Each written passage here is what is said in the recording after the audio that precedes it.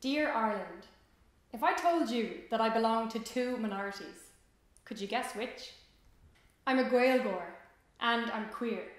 What's a Gaeilgeoir? Tá Gaeilge agam agus úsáidm í, and queer is a sort of shorthand for LGBT. These two minorities colour the majority of me.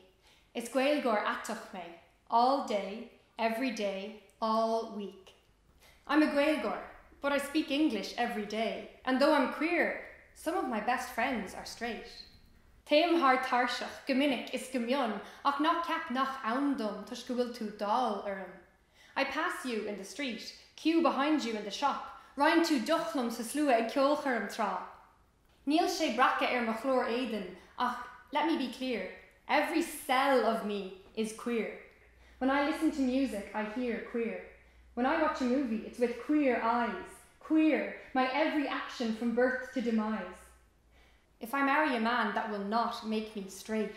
Is few is me a bearlóireacht, ní bearlóir me. Pia a merla wahala tain, mar Fhearraigh ní bhí an fothedal urim sa bhír hail.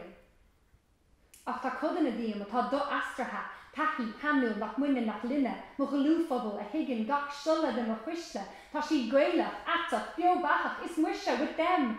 I fizz and buzz because our chat has no gaps.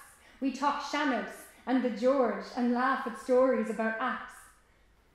Is ní gada me hain a chur in a runt, o chud Gaeilge a bhuacha, ná ma Atticus a íslú. Ag an grosfalach seo idir Gaelach is Aiteach tá haar ann sa dá champa nach bháltaíonn ach raibh leatdium. Gael a hainan na gays in a mask agus Aitiga átaíonn nach Aerach ar danga. But our wildest dreams are realised in Gaeilge too, and our rainbow souls are ancient, not edgy or new. The Aerach is Ciara, fitte fuata on gaid law. Ein ora arian tú Ciara, arig na linta seo.